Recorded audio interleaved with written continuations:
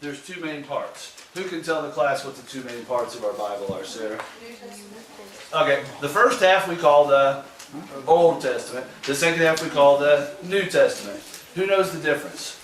What makes something old, what makes something new? In the New Testament, that's when Jesus was born. Exactly, Jesus is the difference. If it's before Jesus, it's Old Testament. If it's after Jesus, it's New Testament. I keep throwing out that word testament. Who in the world knows, who in this room knows, what's a testament? A testimony, kind of. Well, raise your hand, please, so we don't have a whole bunch of conversation. Braden? Testimony, like something like that. A testament is basic. The simplest way I can think to explain it to you is, if you write something down, it's a contract. And you guys know what a contract is. When I agree to do something, you agree to do something, and if one of us fails, we go see a judge, and the one that broke the contract usually gets in a lot of trouble. A testament is basically a spoken contract. It's like I might tell Noah, I promise I'll get you 4 tickets for that concert. He just put $40 in my hand. What's going to happen on concert day if he shows up and I'm like, dude, I don't have any tickets for you? I'll probably kill you. Okay. A testament is basically something spoken that's very binding, just as binding as a contract. The one time you might hear about it is they call it somebody's last testament and will. You know, a lot of times somebody will come and say, this is what I want done. Then a lawyer will write it down, and that's what will happen upon their death. So there was God's way, God's promise to his people before Jesus. And then when Jesus comes along, he changed it and makes it new, makes it better. And you guys are certainly going to see why as we're in this class together. 4 books of the Bible are where you will find the story of Jesus. Only 4. 66 books are in your Bible. 62 of them are not about Jesus. 4 of them are. Who can tell the class what those 4 are? Exactly right. Matthew, Mark, Luke, and John. You don't have to write it down because it's the next section in your note page. If you haven't written anything yet, why don't you go back up above where it says what are the 2 divisions of the Bible and write down Old Testament and New Testament. The question there is why are there 2 parts of the Bible? Because half the Bible's before Jesus, half the Bible's after.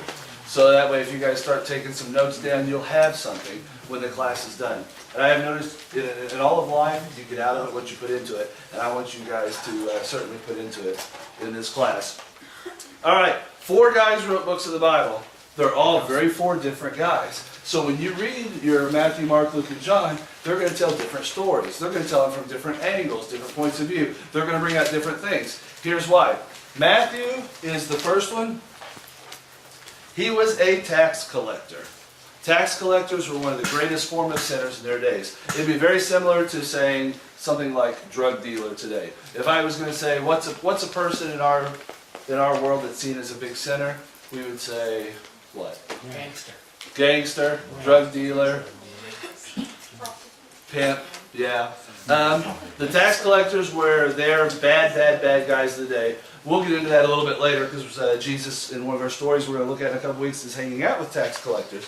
And that makes people pretty mad. Matthew is one of those guys that Jesus saves. Matthew was also born a Jew. So when I put down the question, why did he write? He writes to Jews. He was a Jew. He was a Jew that went away from being a Jew to being a tax collector. Jesus saved him and he came back. So a lot of his gospel includes how Jesus fulfilled prophecy. Alright? Because all the Old Testament is looking forward to the day that Messiah would come, to the day that God would walk on earth. That was the point of the Old Testament, to get the people ready to receive Messiah. And for that 4,000 year period, the people kept saying, when Messiah comes, he'll do this, this, this. Well, Matthew tells us all about that prophecy. Mark is the gospel to the Romans. I guess I got ahead of myself. Mark, we don't know what he did for a living, but we know that he was a follower on mission trips with Peter. The Apostle Peter did a lot of great mission work. Mark was one of his helpers, one of his assistants. So he would he have known Jesus personally? Actually, yes. How many disciples did Jesus have? You guys know this before we get into the study, I'm sure. He had 12. But is that all the disciples he ever had? He had 12 with him at all times. They call those the greater disciples. The guys like Matthew, John, James, those guys never left him. But Jesus actually had thousands of disciples, people who were his students, had met him, had talked to him, etc. Mark, his name is John Mark, but we call him Mark because there's about 5 Johns in the Bible. John Mark was one of those lesser disciples. Actually, can you guys write this down? I'll let you look it up for your enjoyment later. It is in Oh, and I did not write it down in my notes, and I had it in my other notes. It's chapter 14, and it's towards the end of the chapter. He puts himself in he tells you he's in the story, and it's really, really funny. So if you'll take time to read chapter 14 of Mark, you'll get a blessing there. Luke is the one disciple who never met Jesus. Never knew him. But he was a doctor. He was a physician. And he was a companion of Paul's. Good idea for Paul when he went on his missionary journeys to travel with the doctor, because everywhere Paul went, he was so offensive. You guys have played this game Persecution with me. Paul was the guy who would show up in a town and start preaching out in the public square. And 20 sometimes he got arrested and beaten and tortured for his faith. Good idea for him to travel with a doctor. My mission trips won't be like Paul's, so we don't always travel with doctors. Yes? Would you say Mark already read it? Mark's was written first. His was written around the year 50. I'll give you these because I didn't have a blank for it. Matthew and Luke wrote theirs about 60, and John wrote his about 90. And finally, the last one we've got, Luke's was written to the Greeks. If you guys have ever read like the Iliad, the things of Homer, Iliad, Odyssey, some other great, see hands over here, some other great Greek works, Luke reads in the Greek just like these other guys. Very proper, very well educated. He tells a story, and Mark was written to the Romans. Very short, very sweet. Anything written for the Romans in Latin was very bop, bop, bop. We went here, we did this, we killed this person, we had a party. The next day we woke up, we started a war, we finished the war, and it was over. Very short and sweet. That's how Mark writes his. Luke writes his to the Greeks. Very flowing, tells a lot of stories. If you ever want to know any of the stories of Jesus, like, where's the Good Samaritan? Where is the story of the father that had 2 sons and the one ran away? All the stories are in Luke. Luke's a storyteller. That's the way the Greeks did their business. And Luke also wrote the book of Acts. So some people call the book of Acts Luke 2, second Luke. This is first Luke, second Luke. But anyway, then we come to John. John was a fisherman, and John was the best friend of Jesus. John leaves out a lot of stuff that the other ones don't have. John adds a lot of stuff that the other ones don't have. Actually, if you guys want to put a little brackets around Matthew, Mark, and Luke, if I can drop some Latin on you right now, they call those the synoptic gospels.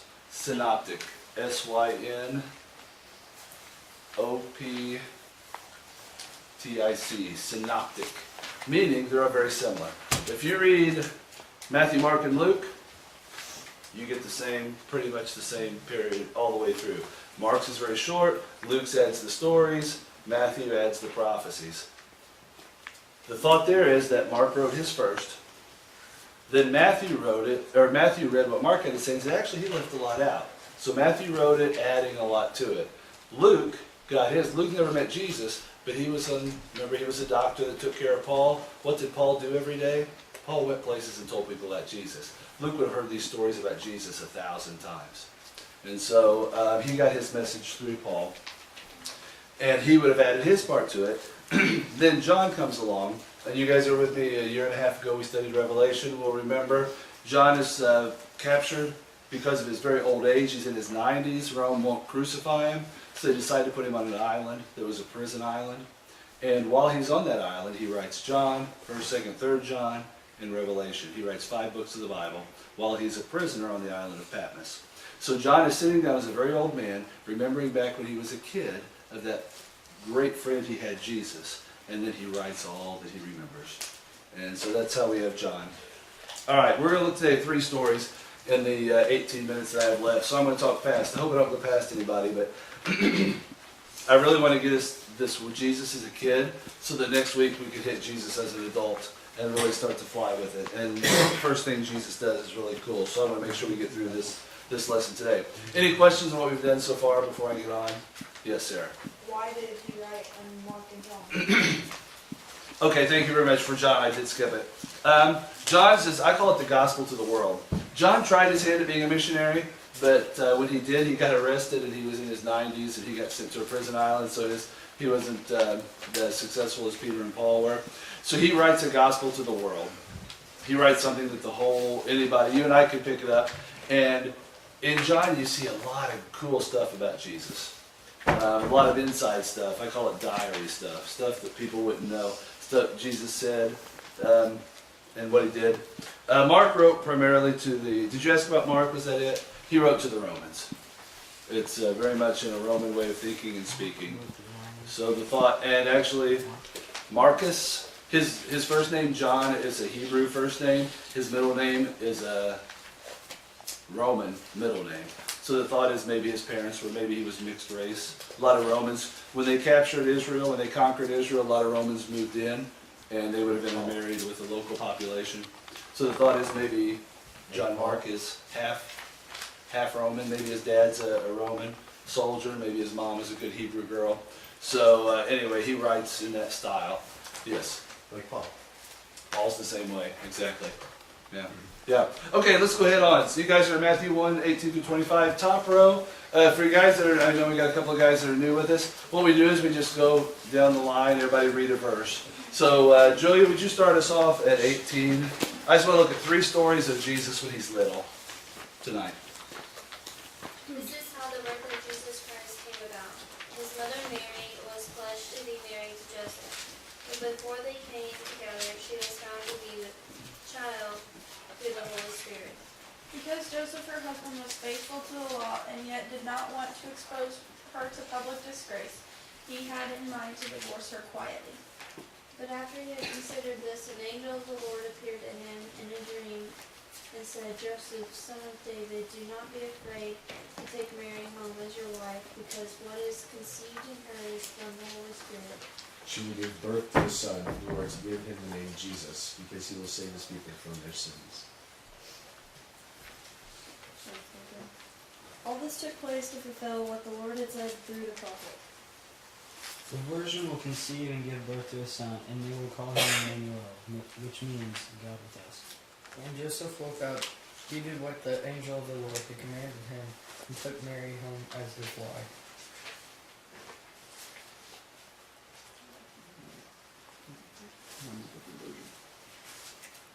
But he had no union with her, and she gave birth to a son, and he gave him the name Jesus.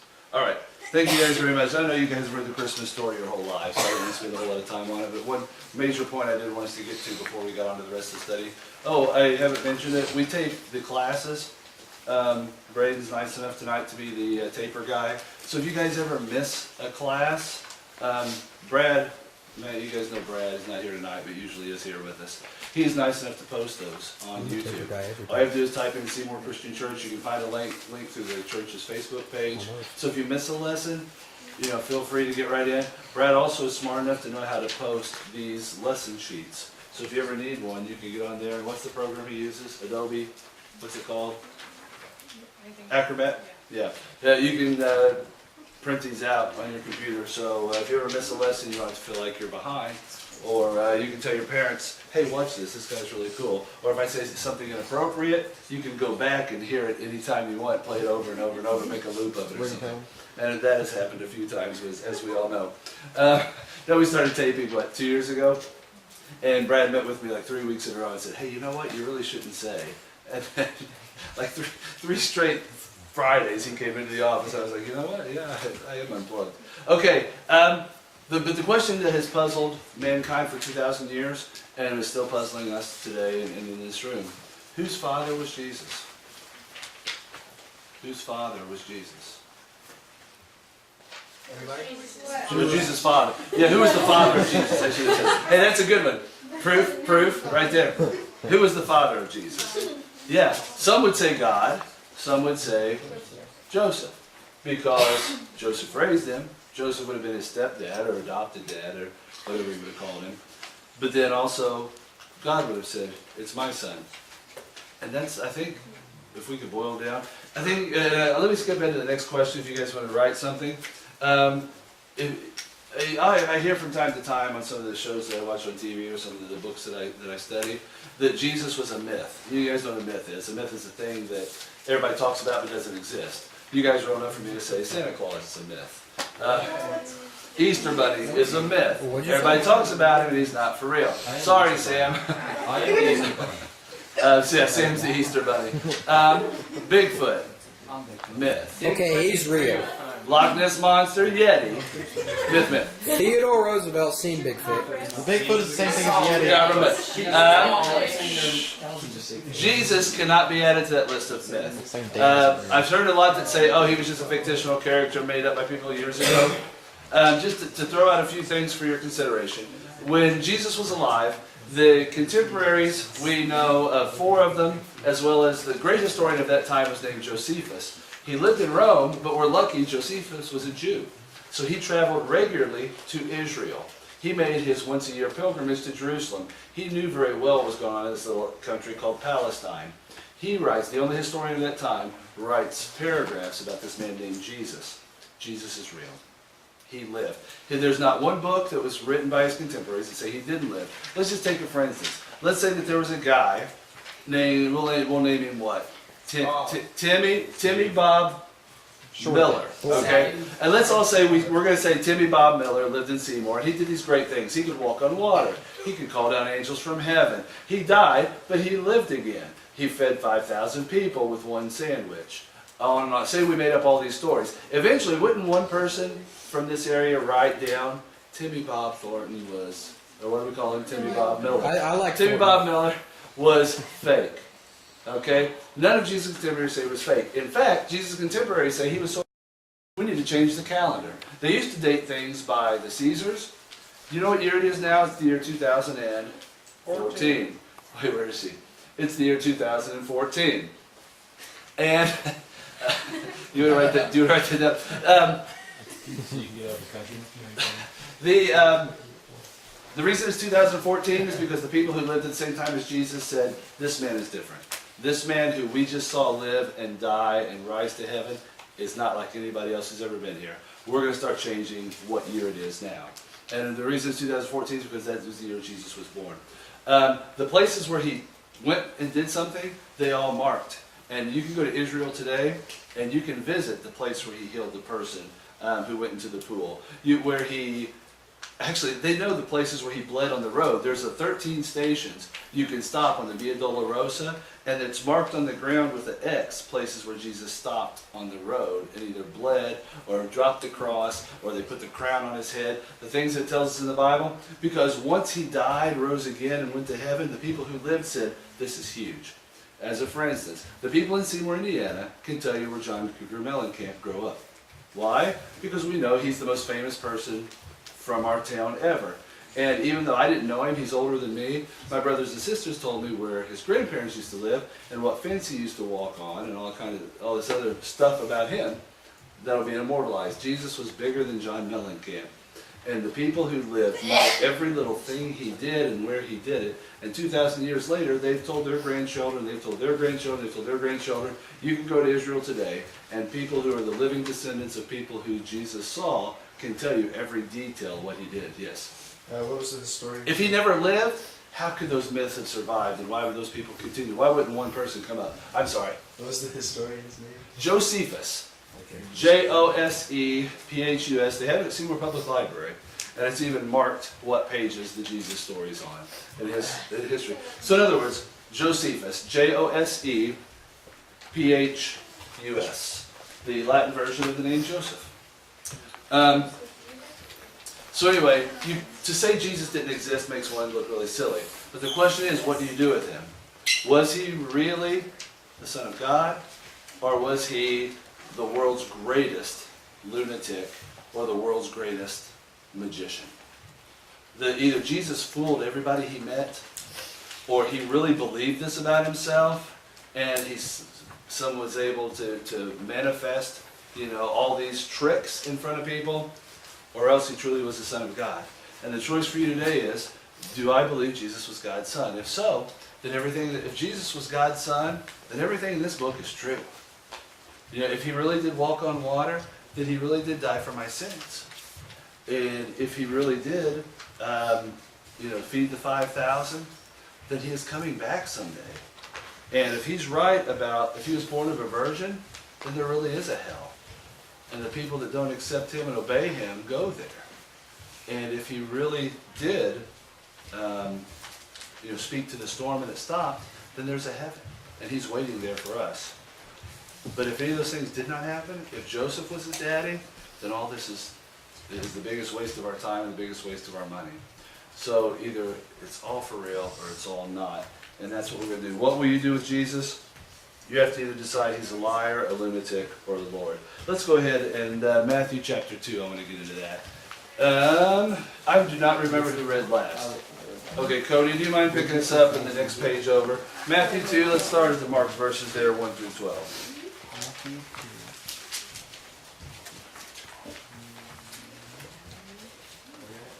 Matthew 2. The big two. I'm sorry, I said turn the page because I had to, but you didn't have to. After Jesus was born in Bethlehem in Judea during the time of King Herod, Magi. Magi from the east came to Jerusalem and asked, "Where is the one who has been born King of the Jews? We saw his star in the east and came to worship him." When King Herod heard this, he was disturbed, and all Jerusalem with him. When he had called together all the peoples, chief priests and teachers of the law, he asked them whether Christ was to be born. In Bethlehem in Judea they replied, "For this is what the prophet has written.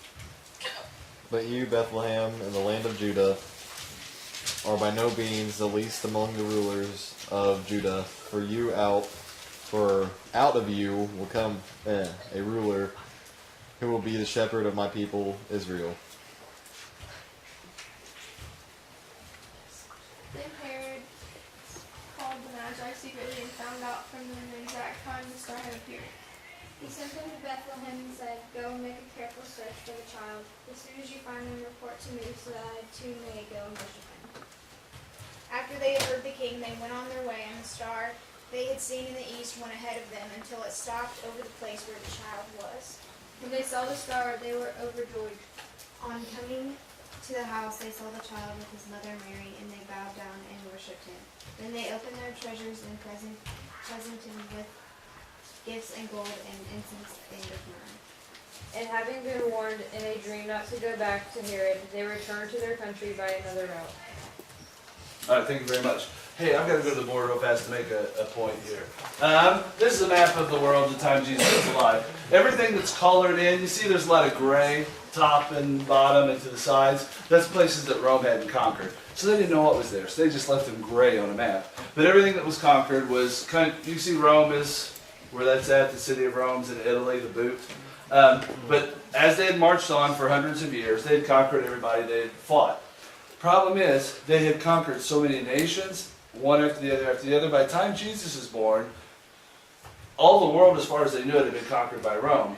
But they'd gotten so big they couldn't manage everything. To the south were people they called the Vandals. You've heard that word today, haven't you? To the north were people they called the Goths. Over here, there were some of the Arabian tribes. This country here is colored in, but was never conquered. They made a friendship with Rome, but were never conquered. They were the Persians. The Persian, we call them today, Iran and Iraq. Here's why this is a big deal. Rome didn't fear all these little countries around them unless they all attacked at once, but what are the odds they would all get together and communicate with each other in all their different languages and attack at once? The only country they had to fear really on a border with them, the Celts were up there as well, was Persia. This huge empire, I don't know if you guys have ever seen the movie 300, that actually attacked Europe and threatened the Greek Empire before the Romans. And that was the Persian Empire. This Persian Empire, 500 years prior, had a man by the name of Daniel, who to the King Cyrus was the #1 magi, we call him wise man, advisor to a king.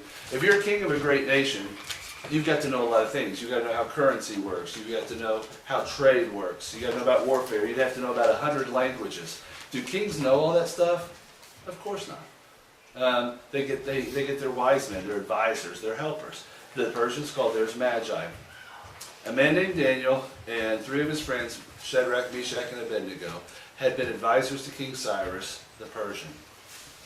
They, we know their story in the book of Daniel, kept their faith very pure, kept their faith very real. These are guys that wouldn't even drink wine if the king told them to, and they said, "We're going to cut off your head unless you take a sip of wine." And they're like, "I'm not doing it."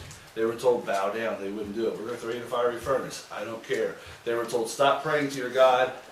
I'll throw you in front of lions. I don't care. I'm not going to stop praying. You can't tell me what to do.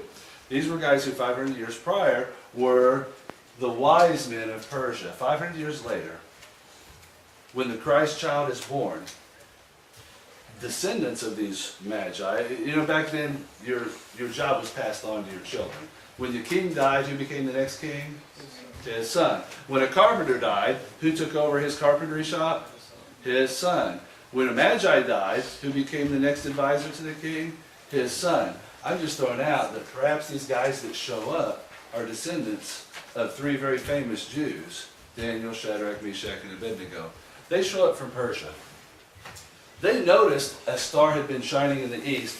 And this is the area I didn't point out, but I don't know if you guys could judge by the time. To ride a horse or a camel that distance would take you 3 to 6 months. Okay, you don't just, like today, you get in an airplane, you'd be there in 8 hours. But back then, you went everywhere by horse or by camel the fastest you could. There's no way to take a boat from, it's all land. So it takes so for about 3 to 6 months, the star has been shining over Bethlehem. The Magi see it. The Magi realize this is something special.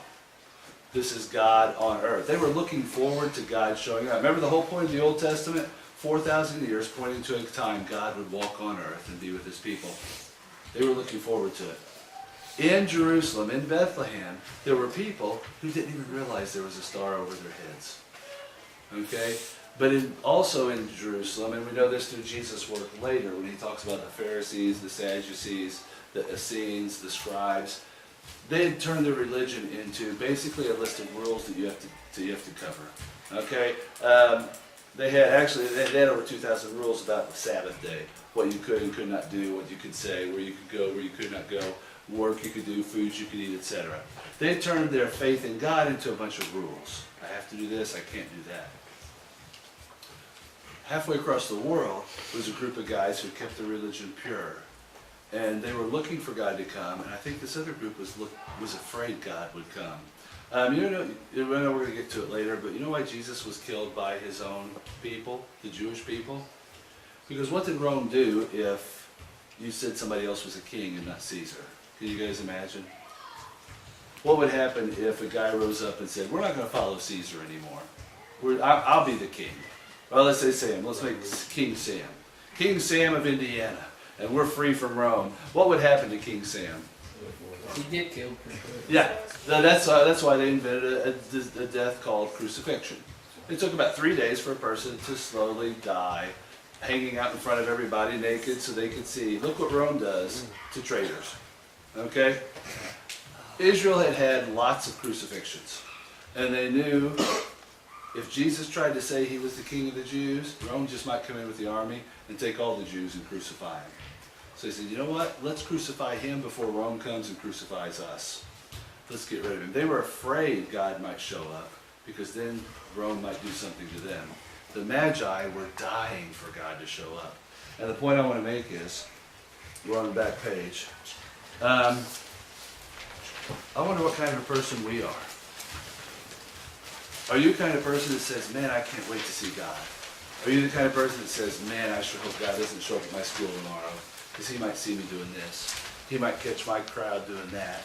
He might find out who I really am, then I'll be in trouble. Or are you like the Magi, man, I hope God shows up tomorrow. Man, I hope to see him and see his face. The 3 gifts are interesting, and we're going to break with this. I will have to finish next week. I got too talkative. What were the 3 gifts he was given? Can we write those down? Gold is one. Yeah, incense is the second one. Myrrh. And the third one's myrrh. Myrrh is actually a burial spice. The incense is important because back in this, if you can take yourself back 2,000 years ago, there's not modern plumbing, so you don't take a shower every day, and there's not modern toilets, so most people went like in their backyard or just in the street. So the smells in places, especially the poor parts of town, were absolutely, yeah, you couldn't stand it. You ever see those old pictures where the rich people would like spray their cologne inside of a cloth, and they would walk around with the cloth on their nose? And that's how you know you're a rich person, you could afford perfume.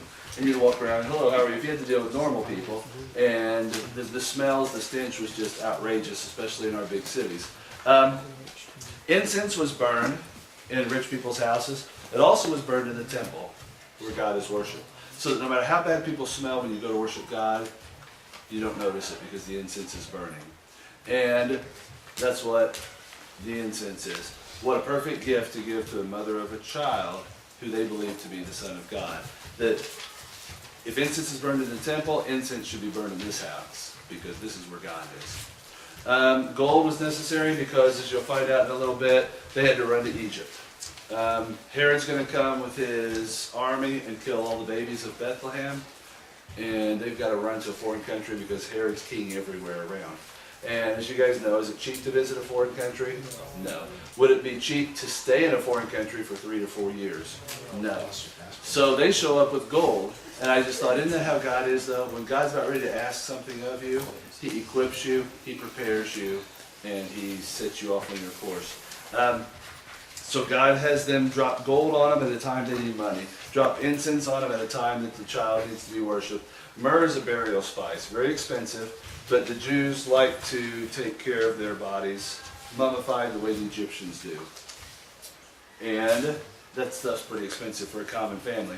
You know, it says in the book of John that on the third day that Mary, the mother of Jesus, went with Cleopas and Mary Magdalene, and they went to the tomb with burial spices to anoint the body. My thought is, this is where they got them. That Mary probably would have hung on to these for 30 years. Yeah. And kind of telling him, all right, let's leave it there. We'll pick this up and then we'll do the first one. I wanna fly with you.